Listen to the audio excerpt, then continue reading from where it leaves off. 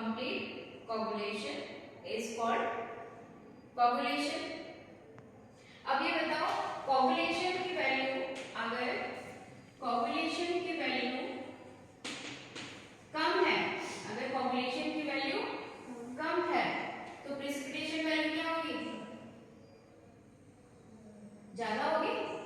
अगर कोगुलेशन की वैल्यू कम है, कोगुलेशन की वैल्यू का मतलब क्या है कि कम से कम अमाउंट ऑफ इलेक्ट्रोलाइट आपको डिसॉल्व करना पड़ेगा to get the colloidal salt. तो कोगुलेशन की वैल्यू अगर कम हो जाएगी तो फ्लोकुलेटिंग वैल्यू क्या हो जाएगी, ज्यादा हो जाएगी.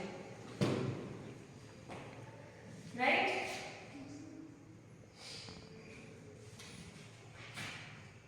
So this is all about the colloidal salts.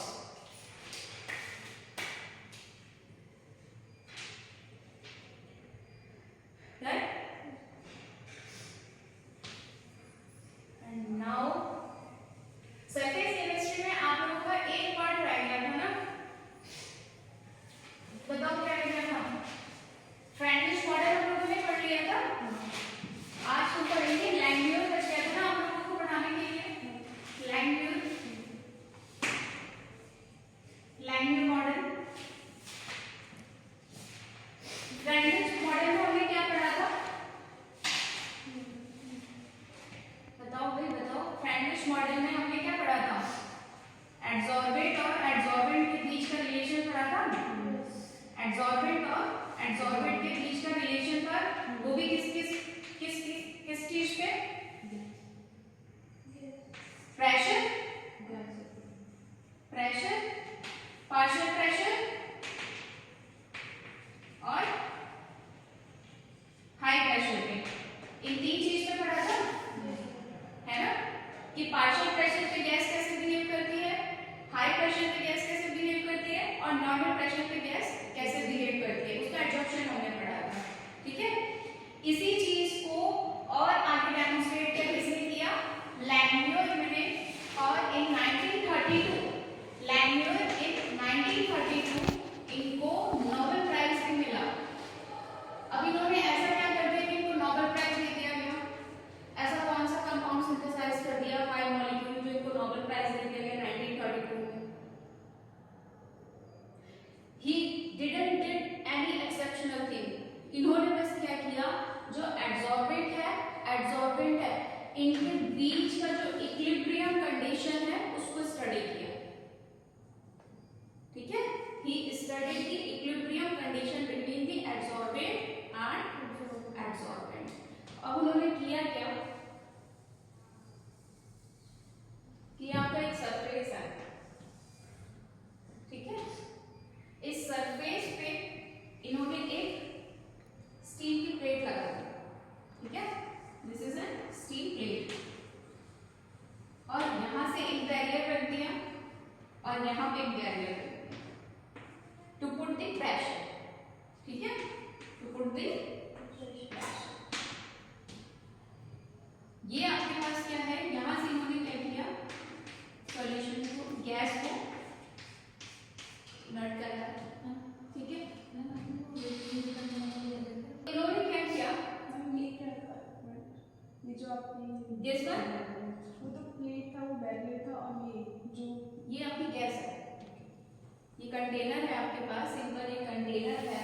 ठीक है. इस कंटेनर पे इन्होंने क्या किया, गैस फिल की. इसके बीच में उन्होंने क्या किया, स्टील की प्लेट रख दी. राइट. और दोनों साइड पे इन्होंने क्या किया, इन दोनों साइड एक बैरियर लगा दिया. Why, because he is studying the effect of pressure at constant temperature. यही तो था, फ्रेंडलिश ने भी यही किया था, इन्होंने भी यही किया. But he wanted to study adsorption and desorption process simultaneously. Getting my point, कि एडसॉर्प्शन प्रोसेस और डिसॉर्प्शन प्रोसेस साइमल्टेनियसली कब होगी और इक्विलिब्रियम कंडीशन कब रीच करेंगे. बिकॉज फ्रेंडलिश ने ये नहीं बताया कि इक्विलिब्रियम कंडीशन आएगी कि नहीं आएगी. और हमें ये भी पता है कि जब हम कोई भी मिक्सचर बनाते हैं तो एक इक्विलिब्रियम कंडीशन आती है. सॉल्यूट को सॉल्वेंट में जब आप डिसॉल्व करते हो तो you reach a point where the solute now stop dissolving in the solvent and that solution is known as saturated solution. उसके बाद उस सॉल्यूशन को आप क्या बोल देते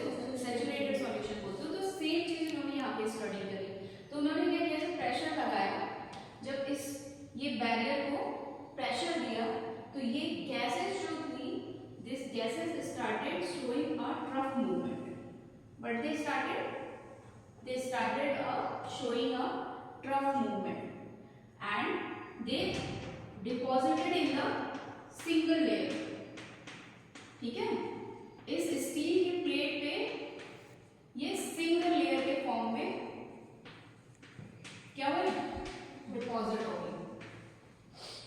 ठीक है, तो that is the outbreak, that is the outcome of this theory कि जब भी गैसेस को आप एब्जॉर्ब कराते हैं किसी सरफेस पे तो उनकी इक्विलिब्रियम कंडीशन तब अटेन होती है कि जब हम उस पर प्रेशर लगाएंगे तो प्रेशर बढ़ने से क्या हो जाता है कि गैसेस जो है एक सिंगल लेयर के फॉर्म में, एक ट्रफ के फॉर्म में क्या हो जाती हैं, डिपॉजिट हो जाती हैं.